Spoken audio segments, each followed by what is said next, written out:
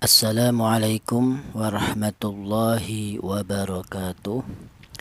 Melanjutkan di ayat yang ke-103 surat Al-Baqarah. A'udzu billahi minasyaitonir rajim. Bismillahirrahmanirrahim. Walau annahum amanu. Di sini ada lafadz walau, yaitu ada wawu mati seperti ini, di mana wawu mati ini didahului huruf yang berharokat fathah. Ini dibaca lin atau len atau layin, ya boleh. Jadi lau dibaca lin, alasannya ada wawu mati yang didahului huruf yang berharokat fathah. Seperti ini juga ada ya syarau, yaitu ada wawu mati yang didahului huruf yang berharokat fathah. Untuk kaidahnya lin itu kapan ada huruf wawu yang mati seperti ini atau huruf iya yang mati yang didahului huruf yang berharokat fathah. Jadi hurufnya lin ada dua, yaitu ada satu ada huruf wawu yang mati, yang nomor dua ada huruf ya yang mati. Syaratnya didahului huruf yang berharokat fathah. Kemudian cara bacanya hanya lunak saja, walau, seperti itu. Kemudian di sini ada walau anna. Di sini ada huruf nun, di mana huruf nun ini bertasydid, ini dibaca gunnah. Apa artinya gunnah? Gunnah itu artinya ada suara berdengung. Berapa panjangnya dengung? Panjangnya dengung gunnah itu 2 ketukan atau 2 harokat. An, seperti itu. Jangan terlalu cepat, jangan anna, jangan, tapi anna, ya. Annahum, seperti itu. Adapun kaidahnya gunnah kapan ada huruf nun yang bertasydid seperti ini dan huruf mim yang bertasydid. Jadi hurufnya gunnah ada dua, yaitu satu huruf nun, nomor dua huruf mim. Dengan syarat bertasydid itu dibaca gunnah, ya.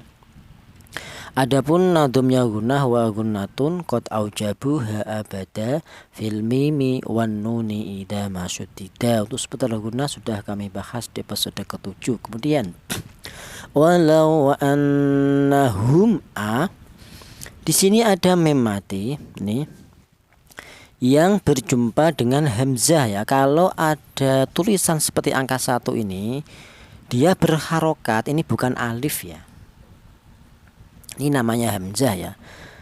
Jadi kalau ada, saya ulang, kalau ada seperti angka 1 ini dia berharokat, baik harokat fathah, dhammah atau kasroh, yang penting hidup berharokat, itu namanya alif. Itu namanya hamzah, yaitu bukan alif. Kalau alif itu selamanya mati, tidak pernah berharokat, seperti ini loh alif.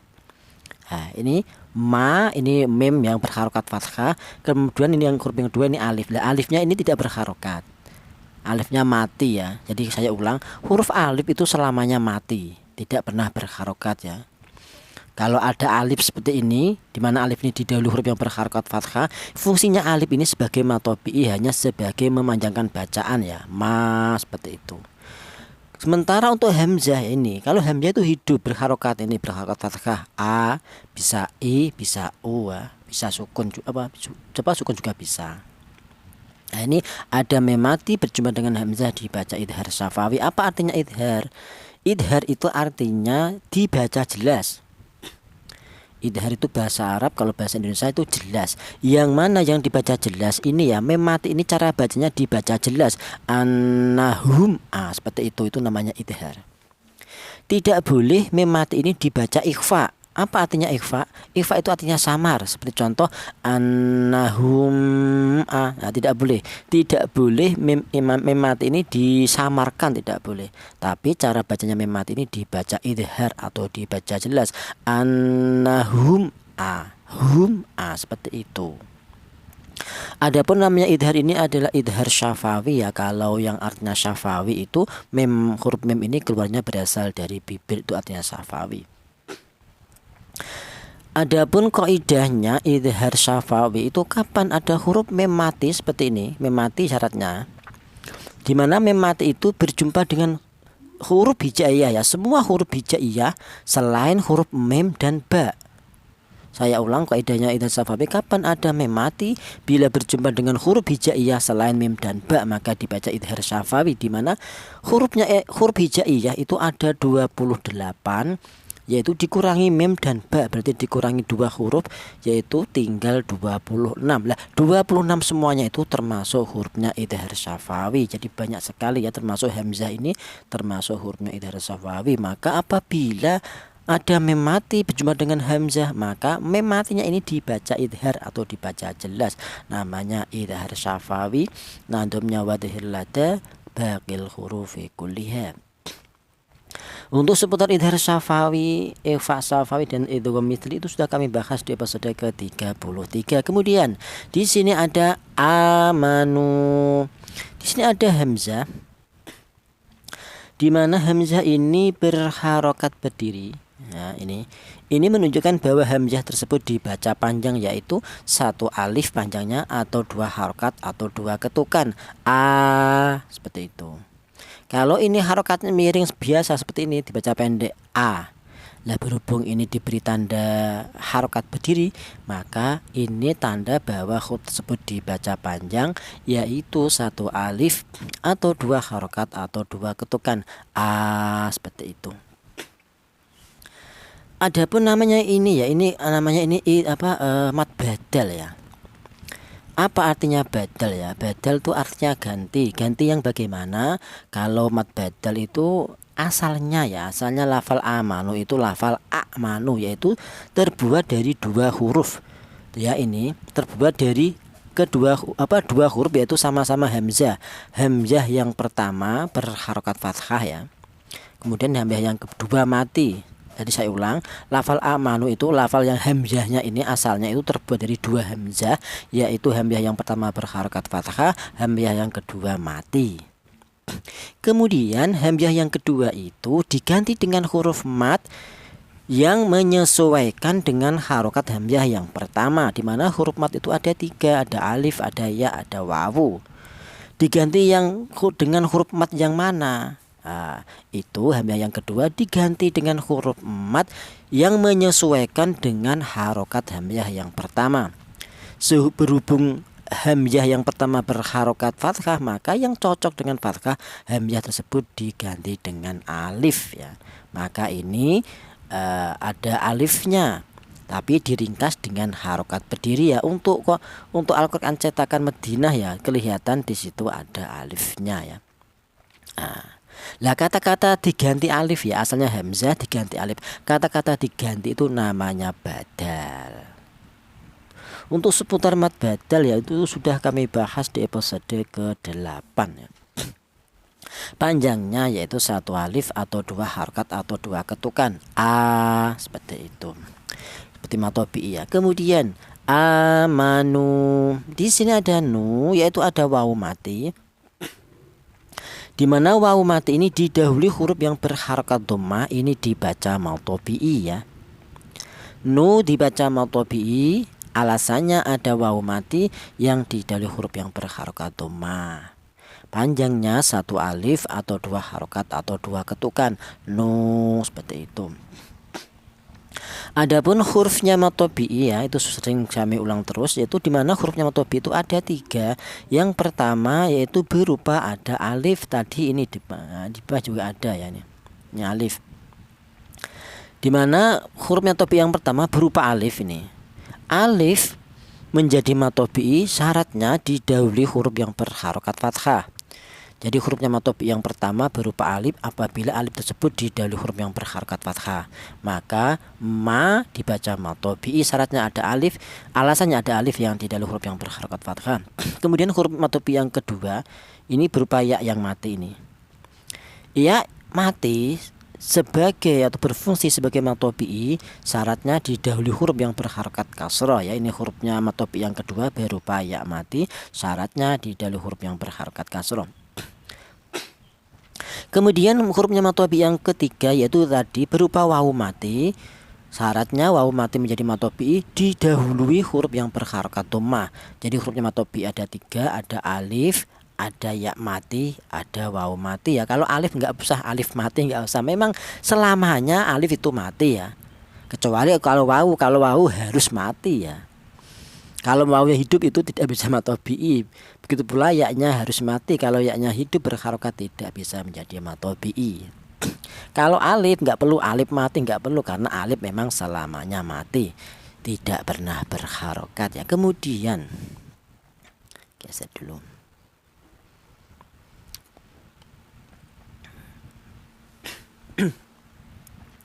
Wattaqau lamathubatum mi.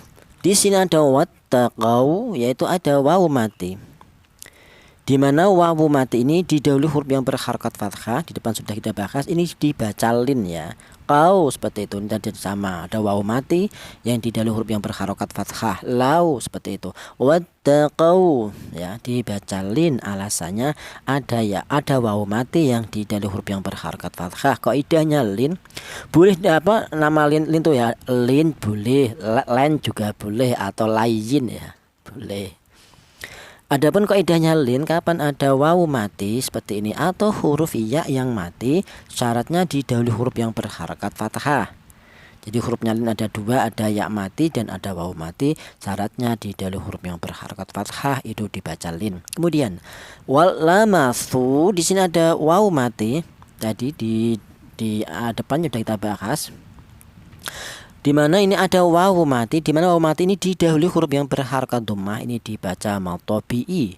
Jadi su dibaca matobi'i, alasannya ada wawu yang mati yang didahului huruf yang berharokat dhammah. Dibaca panjang, yaitu panjangnya 1 alif atau 2 harokat atau 2 ketukan. Lamathubatum mi ya, lamathu seperti itu.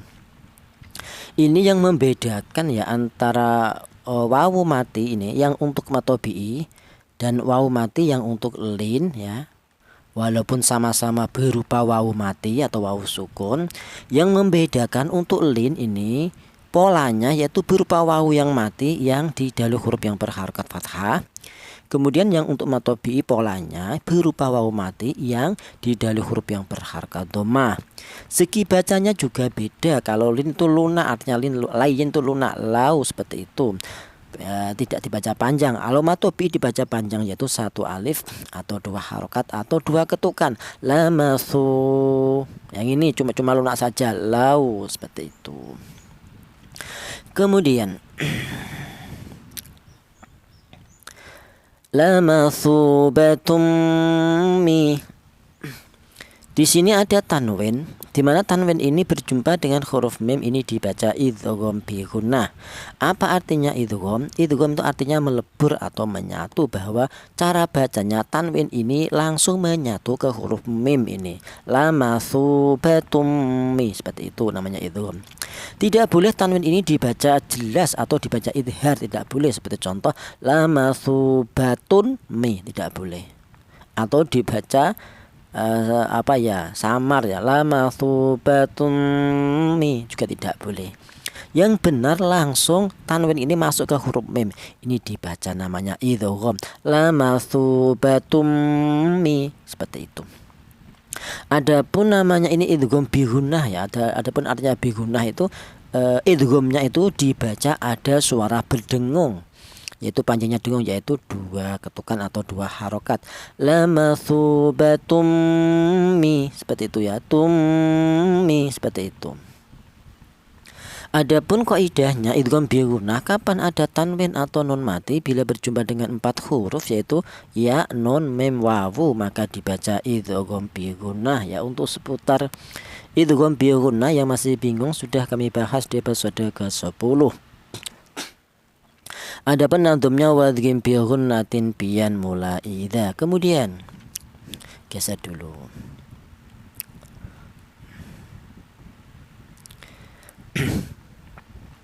Min indillahi khair. Di sini ada non mati berjumpa dengan huruf ain dan ada non mati berjumpa dengan huruf dal. Ini kalau yang huruf ain ini hurufnya idhar, kalau dal ini hurufnya ikhfa ya. Yang depan ini dibaca idhar, cara bacanya artinya idhar itu jelas, dibaca jelas. Yang mana ini ya, yang dibaca jelas non matinya. Cara bacanya non mati ini dibaca jelas, min ai, seperti itu.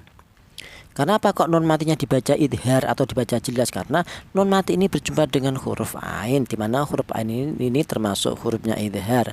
Yaitu kaidahnya idhar, kapan ada tanwin atau non mati bila berjumpa dengan huruf halak 6, yaitu hamzah, ha, ha, kha, ain, ghin, maka dibaca idhar. Adapun nadumnya idhar wa lada hamzin wa ha'in ha'i wal aini tsummal ghaini tsummal kha'i, atau dikatakan huruf ain ini termasuk huruf halak ya.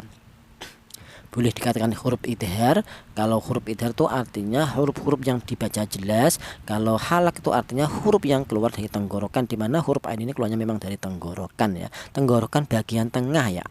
Min ai, seperti itu. Kemudian di sini ada non mati berjumpa dengan huruf dal. Huruf dal ini termasuk hurufnya ikhfa ya. Bagaimana ya kalau tahu bahwa ini hurufnya ikhfa ya? Yang sebenarnya perlu dihafalkan untuk pemula ya. Huruf ikhfa itu ada banyak sekali ya, ada 15, sulit untuk dihafalkan. Yang untuk pemula yang perlu dihafalkan sebenarnya itu huruf idhar dulu.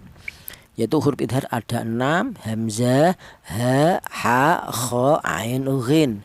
Kemudian huruf yang dihafalkan lagi hurufnya idgham bi gunah ada 4, yaitu ya, nun, mim, wawu. Kemudian yang perlu dihafalkan lagi hurufnya idgham bila gunah, lam dan ro. Kemudian hurufnya iqlab 1, yaitu ba. Selebihnya itu semua masuk dalam hurufnya ikhfa ya, termasuk huruf dal ini tidak masuk di hurufnya idhar kan, hamzah, ha, kha, kha, ain, ghin. Kemudian huruf dal ini kita cocokkan tidak masuk di hurufnya idgham bi gunah, yaitu ada 4, ya, nun, mim, wawu. Kita cocokkan lagi di hurufnya idgham bila gunah ada 2, lam, ro. Huruf dal tidak masuk. Dan kita cocokkan lagi ke hurufnya iqlab yaitu 1, ba. Maka huruf dal juga lagi-lagi tidak masuk. Kalau tidak masuk di semuanya, tidak masuk di hurufnya idhar, idgham bi gunah, idgham bila gunah, iqlab, berarti huruf dal ini masuk ke hurufnya ikhfa, yaitu caranya dibaca samar ikhfa ya. Jadi apabila ada non mati bila berjumpa dengan huruf dal ini dibaca ikhfa atau dibaca samar. Yang mana yang dibaca samar ini non matinya dibaca samar, ain di, seperti itu. Tidak boleh non mati ini dibaca idhar. Apa artinya idhar? Idhar itu jelas, seperti contoh aindi, tidak boleh. Kenapa kok tidak boleh dibaca idhar? Karena non mati ini berjumpa dengan huruf dal, di mana dal ini termasuk hurufnya ikhfa. Maka cara bacanya apabila ada non mati berjumpa dengan huruf dal, cara bacanya non matinya ini disamarkan atau dibaca ikhfa, aindi, seperti itu. Untuk pembahasan ikhfa, di mana ikhfa itu sudah kami bahas di episode ke-14 tentang pembagian ikhfa, di mana ikhfa itu dibagi ada 3, ada ikhfa a'la atau ada ikhfa aqrab. Yang nomor 2 ada ikhfa adna atau ada ikhfa ab'ad ya, atau ikhfa ab'ad ya. Yang nomor 3 ada ikhfa ausat ya. Untuk contoh kali ini berupa ikhfa a'la ya. Indi. Apa artinya a'la? A'la itu artinya lebih tinggi ya, tinggi artinya a'la. Tinggi yang bagaimana? Tinggi dipandang dari tingkat kesamarannya. Jadi artinya ikhfa kan samar. Jadi ikhfa itu ya mengandung 2 kategori, yaitu 1 dia mengandung bacaan yang samar, yang nomor 2 dia mengandung bacaan dengung. Jadi ikhfa itu ada dengung juga ada samar. Tapi antara dengung dan samar itu dibagi 3 tadi, yaitu ada yang ikhfa a'la atau ikhfa aqrab, yang nomor 2 ada ikhfa adna atau ikhfa ab'ad, yang nomor 3 ada ikhfa ausat. Nah untuk yang contoh kali ini indi itu ikhfanya ikhfa a'la, yaitu artinya tinggi. Tinggi yang bagaimana? Tinggi dipandang dari tingkat kesamarannya. Jadi samarnya lebih dominan daripada dengungnya. Jadi ini ada bacaan samar juga ada bacaan dengung, akan tetapi yang lebih dominan adalah tingkat kesamarannya dibanding dengungnya. Itu untuk yang ikhfa a'la ya. Kalau diperlihatkan ya bunyi vokalnya huruf NN ya, indi, seperti itu. Tidak dibaca lebih kuat dengungnya, seperti contoh ingdi, ng, bukan ya. Dimana hurufnya ikhfa a'la itu ada 3, yaitu to, dal, ta.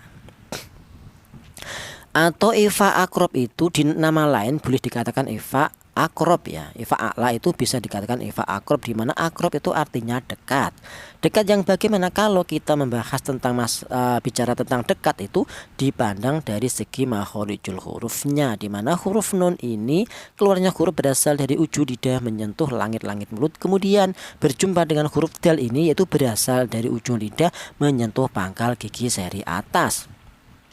Dari langit-langit mulut huruf nun ke pangkal gigi seri atas huruf dal ini sangat berdekatan ya, tonggone persis ya, tetangga berdekatan, maka ini dinamakan akrob, ifa yang dekat ya. Kalau yang tadi a'la itu artinya tinggi itu dipandang dari tingkat kesamarannya, yaitu samarnya lebih dominan daripada dengungnya.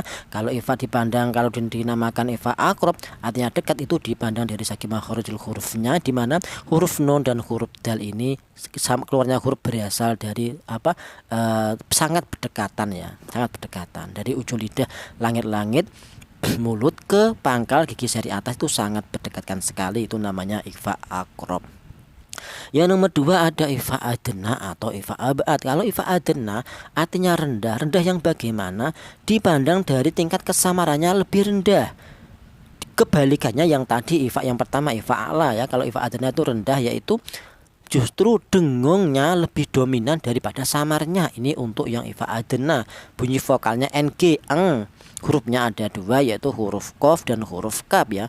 Jadi apabila ada nun mati atau tanwin bila berjumpa dengan huruf qaf dan huruf kaf, itu ifanya ifa adna, ifa yang rendah, itu dengung lebih dominan daripada samarnya. Nama lain ifa apa tadi? Ifa adna itu adalah ifa abad, ifa yang jauh, di mana huruf nun ya, huruf nun ini apa dari tadi ya. Huruf nun itu keluarnya huruf berasal dari ujung lidah menyentuh langit-langit mulut. Bila berjumpa dengan hurufnya ifa dan ada dua, yaitu huruf qaf dan kaf, itu berasal dari pangkal lidah atau lidah bagian belakang, dari langit-langit mulut ujung lidah ke pangkal gigi, ke pangkal lidah, itu sangat berjauhan. Itulah yang dikatakan ifa yang abad ya. Kalau ifa abad itu dipandang dari dari jauhnya, artinya jauh itu dipandang dari segi makhorijul hurufnya ya. Di huruf nun dan huruf qaf dan huruf kaf itu sangat berjauhan. Kemudian yang ketiga namanya ifa ausat, ifa yang pertengahan. Dipandang dari segi bacanya, dia tidak terlalu samar juga tidak terlalu dengung, pertengahan. Dipandang dari segi makhorijul hurufnya juga tidak terlalu jauh juga tidak terlalu dekat, itulah ifa ausat ya. Untuk yang masih bingung seputar ifa ya, itu sudah kami bahas di episode ke-14 beserta contoh-contohnya ya. Ini hanya yang inti, ini hanya ifa a'la saja. Kemudian di sini ada indillahi. Di sini ada lafal Allah, di mana lafal Allah ini didahului huruf yang berharakat kasrah, ini dibaca tarkik ya. Apa artinya tarkik? Tarkik itu artinya tipis ya. Cara bacanya indillahi, tidak boleh indillahi, tidak boleh. Di mana lafal Allah ini sebenarnya ada dua hukum bacaan tajwid ya. Yang pertama dibaca tarkik, polanya seperti ini, yaitu berupa lafal Allah yang didahului huruf yang berharokat kasroh.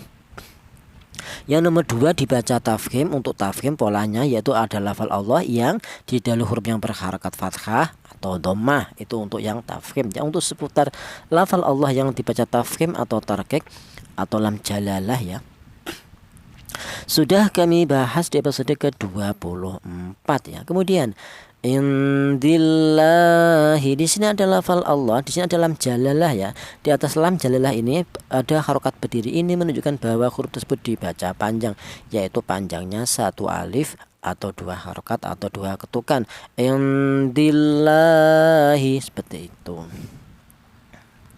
Kemudian indillahi khair.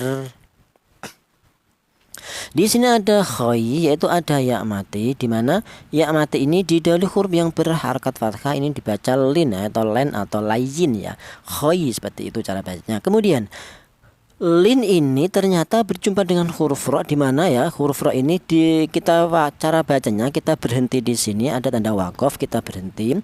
Maka huruf apapun ya apabila waqaf harus disukunkan, huruf ro ini harus mati. Kenapa kok mati? Karena waqaf ya. Maka yang terjadi ini ada perjumpaannya lin dan huruf yang diwakafkan ini dibaca mat lin ya, ada matnya, dibaca panjang ya. Ada mat. Jadi khair dibaca mat lin, alasannya ada lin yang berjumpa dengan huruf yang diwakafkan. Adapun untuk panjangnya ya, panjangnya ini sama dengan mat arid lisukun, yaitu ada 3 wajah bacaan, yaitu boleh dibaca tul, tawasud atau qasar, di mana tul itu artinya panjang, yaitu 3 alif atau 6 harokat atau 6 ketukan. Seperti contoh khair, seperti itu. Yang nomor 2 boleh dibaca tawasud, artinya sedang, yaitu 2 alif atau 4 harokat, khair. Atau wajah yang ketiga namanya qasar pendek, yaitu 1 alif atau 2 harokat atau 2 ketukan, khair, seperti itu. Kemudian di sini yang ada 2 bacaan ya. Yang ini ada ra waqaf ini, dimana ra waqaf ini didahului huruf yang mati ini ya, berupa huruf ya dan jatuh setelah harokat fathah, ini dibaca tarkik ya, ra yang dibaca tarkik. Dimana untuk ra tarkik sudah kami bahas di episode ke-19, dimana ra tarkik itu ada 4 pola ya. Ini pola yang keempat ini ya. Dimana pola untuk ra yang dibaca tarkik itu ada 4. Yang pertama berupa ra yang berharokat kasrah. Di sini ada enggak? Tidak ada. Yang kedua berupa huruf ra yang mati yang didahului huruf yang berharokat kasrah. Yang ketiga ada ra waqaf seperti ini, yang didahului huruf yang mati dan jatuh setelah harokat kasroh. Yang nomor 4 ini polanya berupa ra waqaf, ini waqaf yang didahului huruf yang mati berupa huruf ya ini dan jatuh setelah harokat fathah. Ini ra-nya dibaca tarkik atau dibaca tipis, seperti contoh khair. Nah, tidak boleh tebal ya, khair tidak boleh. Karena ini ada ra waqaf yang didahului huruf yang mati berupa huruf ya dan jatuh setelah harokat fathah, ra-nya ini dibaca tarkik atau tipis, khair, seperti itu. Kemudian di sini ada lafadz lau, yaitu ada lau kanu ya'lamun. Di sini ada lau, yaitu ada waw mati yang didahului huruf yang berharokat fathah. Tadi sudah dibahas, ini dibaca apa tadi, lin ya. Alasannya ada waw mati yang didahului huruf yang berharokat fathah. Kemudian di sini ada kanu, ini ada 2 matobi'i. Yang pertama ka dibaca matobi'i, alasannya ada alif ini didahului huruf yang berharokat fathah, dimana ka ini terbuat dari 2 huruf, yaitu huruf kaf berharokat fathah, kemudian huruf yang kedua berupa alif, atau dibalik ada alif yang didahului huruf yang berharokat fathah dibaca matobi'i. Kemudian yang kedua ada nu, yaitu ada waw mati yang didahului huruf yang berharokat dhammah, ini juga dibaca matobi'i, yaitu panjangnya sama, yaitu 1 alif atau 2 harokat atau 2 ketukan, kanu, seperti itu. Kemudian intinya ya'lamun, geser dulu ya. Nah, ya'lam,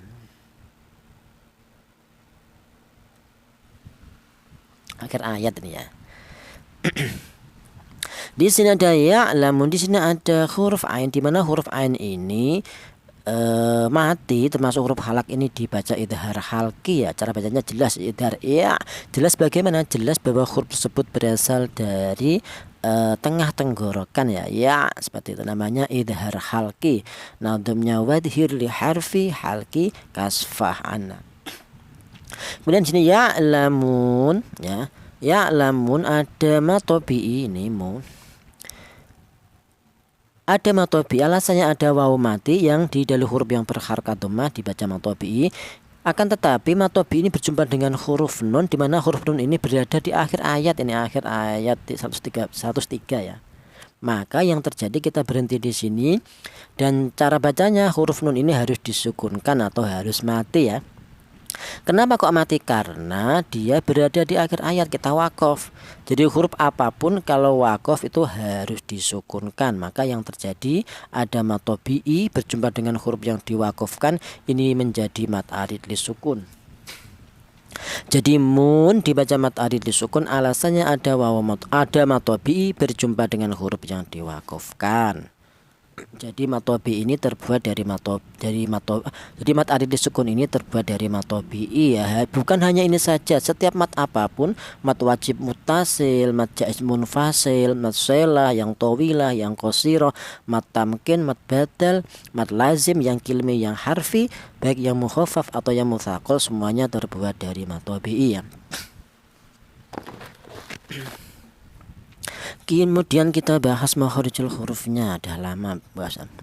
Yang pertama, huruf wawu ini keluarnya huruf berasal dari kedua bibir yang renggang ya.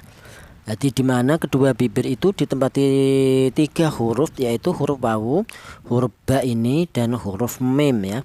Akan tetapi yang membedakan, kalau untuk wawu ini dihasilkan dari kedua bibir yang renggang, tidak rapat ya, wa. Akan tetapi untuk huruf mem dan huruf ba ini dihasilkan dari kedua bibir yang rapat. Kita bilang ba, kita bilang ma, kedua bibir rapat dulu ya. Wa ya, berasal dari kedua bibir yang renggang. Wa wi bau, waw wani waw, na minal muni mawi waw wani wa. Untuk huruf lam keluarnya huruf berasal dari ujung lidah menyentuh langit-langit mulut ya. Untuk seputar makharijul huruf yang masih bingung sudah kami bahas di episode ke-12 dan 13 beserta contoh-contohnya. Langsung kami perlihatkan videonya ya. Ada tempat-tempatnya langsung. Huruf lam ya.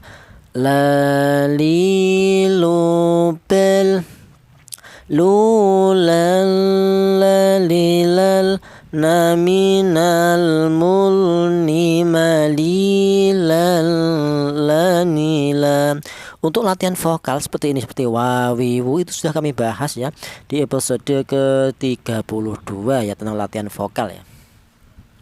Huruf wawu keluarnya huruf berasal dari kedua bibir yang renggang. Huruf hamzah, hamzah ini keluarnya huruf berasal dari pangkal tenggorokan ya. Pangkal tenggorokan itu tenggorokan bagian bawah, yaitu ditempati 2 huruf, yaitu huruf hamzah dan huruf ha. A ya, a i u ba, u an ani a, na minal mu'ni ma i an ani a.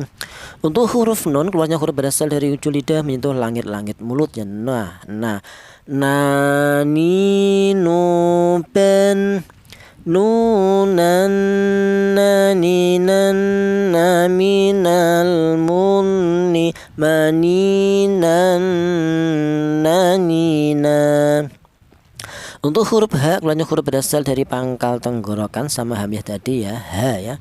Ha hi hu ba, hu han hani ha, na minal muhni mahi han hani ha. Untuk huruf mem keluarnya huruf berasal dari kedua bibir yang rapat. Kita bilang ma, rapat dulu ya. Ma mi mu bem, mu mam mani mam, na minal mum ni ma mi mam mani mam. Untuk huruf hamzah tadi sudah keluarnya huruf berasal dari pangkal tenggorokan. Huruf mim juga sudah keluarnya huruf berasal dari kedua bibir yang rapat. Huruf nun keluarnya huruf berasal dari ujung lidah menyentuh langit-langit mulut. Huruf wawu juga sudah berasal dari kedua bibir yang renggang. Kemudian huruf wawu yaitu sudah berasal dari kedua bibir yang renggang. Huruf ta. Huruf ta ini keluarnya huruf berasal dari ujung lidah menyentuh pangkal gigi seri atas ya. Ta, tati tu bet, tu tan tani tat, na minal mutni mati tan tanita. Ini huruf ta ini ifanya ifa a'la ya, mati tan tanita, seperti itu. Kemudian huruf qaf ini keluarnya huruf berasal dari pangkal lidah ya. Pangkal lidah itu lidah bagian belakang ya, q ya, dimana pangkal bagian belakang ditempati 2 huruf, yaitu huruf qaf dan huruf kaf ya. Q, qi qu ba, Quqan qaniqaq naminal muqni maqiqan qaniqam. Untuk huruf wawu sudah, yaitu berasal dari kedua bibir yang renggang huruf lam. Huruf lam ini tadi sudah belum ya, huruf lam ya. Lam ini berasal dari ujung lidah menyentuh langit-langit mulut ya, sudah. Di huruf mim juga sudah. Huruf berasal dari kedua bibir yang rapat. Huruf ta belum, huruf ta ya. Huruf sa ini keluarnya huruf berasal dari ujung lidah menyentuh ujung gigi seri atas. Sa ya. Sa, si, su, bes, su, sa, ni, sas, naminal musni masih sanisa. Untuk huruf wawu keluarnya huruf berasal dari kedua bibir yang renggang. Tadi sudah. Huruf ba ini keluarnya huruf berasal dari kedua bibir yang rapat ya. Ba ya. Bam bi bu bam bum bam bani bam naminal mubni ma bi bam bani bam. Untuk huruf ta sudah, yaitu berasal dari ujung lidah menyentuh pangkal gigi seri atas. Untuk huruf mim juga sudah, keluarnya huruf berasal dari kedua bibir yang rapat. Huruf nun juga sudah, keluarnya huruf berasal dari ujung lidah menyentuh langit-langit mulut. Huruf ain ini keluarnya huruf berasal dari tenggorokan bagian tengah ya. A ya. A, i, u, ba, u, an, ani, a, naminal mu'ni ma'i, an, ani, an. Untuk huruf nun keluarnya huruf berasal dari ujung lidah menyentuh langit-langit mulut ya, sudah. Huruf dal ini keluarnya huruf berasal dari ujung lidah menyentuh pangkal gigi seri atas. Da ya.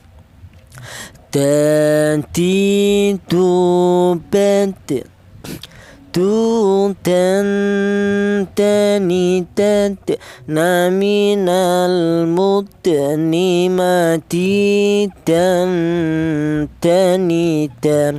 Huruf dal ini ifanya ifa a'la, mati dan tani dan, seperti itu. Kemudian huruf lam ini keluarnya huruf berasal dari ujung lidah menyentuh langit-langit mulut. Huruf ha keluarnya huruf berasal dari tadi sudah, yaitu berasal dari pangkal tenggorokan ya. Untuk huruf ha ini keluarnya berasal dari tenggorokan bagian atas. Kha ya. Kha, khi, khu, bakh, khu, khan, khani, khakh, naminal mukhni makhiqan khaniqa. Untuk huruf ya ini keluarnya huruf berasal dari tengah lidah ya.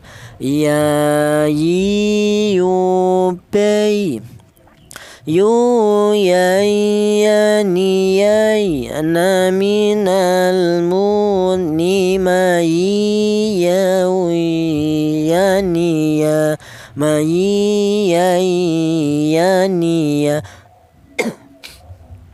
Kemudian huruf ra ini keluarnya huruf berasal dari ujung lidah menyentuh langit-langit mulut. Batuk. Orari rumper arurararirar naminal murni marirar. Huruf lam keluarnya huruf berasal dari ujung lidah menyentuh langit-langit mulut. Untuk huruf wawu keluarnya huruf berasal dari kedua bibir yang renggang. Huruf kaf tadi sudah belum ya. Huruf kaf ini keluarnya huruf berasal dari pangkal lidah ya.